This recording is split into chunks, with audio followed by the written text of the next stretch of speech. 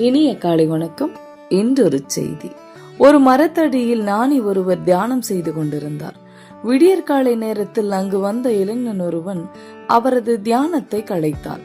கண் விழித்த ஞானி எதிரே நின்ற இளைஞனை அமைதியோடும் ஆச்சரியத்துடனும் பார்த்தார். அந்த இளைஞன் சற்று படபடப்புடன் ஞானியிடம் பேசினான். ஐயா, இரவு எனது கனவிலே கடவுள் வந்தார். அவர் உங்களை குறிப்பிட்டு அந்த ஞானியிடம் அதிகாலையில் செல், அங்கு அவரிடம் ஒரு மதிப்புள்ள வைரக்கல் உள்ளது, அதை நீ வாங்கிக்கொள் என்று சொன்னார் என்றார். ஞானி தன்னிடமிருந்த ஒரு பையை எடுத்தார். அதிலிருந்த ஒரு வைரக்கல்லை எடுத்து அந்த இளைஞன் கையிலே கொடுத்தார். மீண்டும் அமைதியாக தியானத்தில் ஆழ்ந்து விட்டார். வைரத்தை பெற்றுக்கொண்ட இளைஞனோ நேராக ஒரு வைர மதிப்பீட்டாளர் வீட்டுக்கு சென்றார். அவரை உறக்கத்திலிருந்து எழுப்பி அந்த வைரத்தின் தரம் மதிப்பை பற்றி கேட்டான்.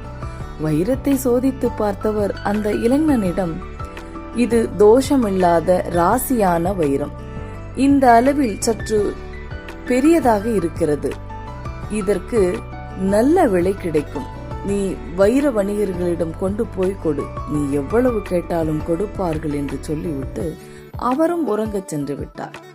பிறகு பெரிய செல்வந்தரான ஒரு வணிகரிடம் அதை காண்பித்தான். இது ராசியான வைரம், நீங்கள் விற்ப விரும்பினால் அதை நானே வாங்கிக் கொள்கிறேன், நீங்கள் எவ்வளவு கேட்கிறீர்களோ அவ்வளவு பணம் ரொக்கமாகவே தருகிறேன் என்றார். இதை விற்பதற்கில்லை என்று சொல்லிவிட்டு அவரிடமிருந்து வைரத்தை திரும்ப வாங்கிக் கொண்ட அந்த இளைஞன் நேராக மீண்டும் ஞானியிடமே சென்றார். அவர் இன்னும் தியானத்திலேயே இருந்தார். இந்த முறை அவரது தியானத்தை கலைக்க விரும்பாத இளைஞன் அமைதியாக அவர் இருக்கும் இருக்கையின் கீழே அமர்ந்து கொண்டிருந்தான். அவரது தியானம் முடியும் வரை காத்திருந்தான். தியானம் முடிந்தது. கண் விழித்த ஞானியிடம் அவர் தந்த அந்த வைரத்தை திருப்பி கொடுத்தான் இளைஞன். தன்னை வியப்புடன் பார்த்த ஞானியை பார்த்து அந்த இளைஞன் அமைதியுடன் பேசினான். நீங்கள் தந்த இந்த வைரம் மிகவும் விலை மதிப்பு மிக்கது, இதை எந்தவித மறுபேச்சும் இல்லாமல் நான் கேட்டவுடன் என்னிடம் கொடுத்து விட்டீர்கள், அதற்கு என்ன அர்த்தம்? இந்த வைரத்தை விட விலை மதிப்பு மிக்க வேறு ஏதோ ஒரு பொருள் உங்களிடம் உள்ளது என்று தானே அர்த்தம் என்று கேட்டான். அந்த பொருளை எனக்கு தாருங்கள் என்று மீண்டும் பணிவாக பேசினான். ஞானி அமைதியாக சிரித்தார். இந்த இளைஞனை அருகிலே அழைத்தார். தனது கையால் அவன் தலையை கோதினார். இங்கே வா, உன்னிடம் இதைவிட விலை மதிக்க முடியாத பொருள் உள்ளது, நீ உன்னை அறிந்து கொள் என்றார். தன்னை உணர்ந்த ஞானிகள் மகான்களும் இந்த இன்பத்திலேயே மௌனமாக இருந்து விடுகிறார்கள். அதனால்தான் அதன் மதிப்பு உலக மக்களுக்கு புரிவதில்லை.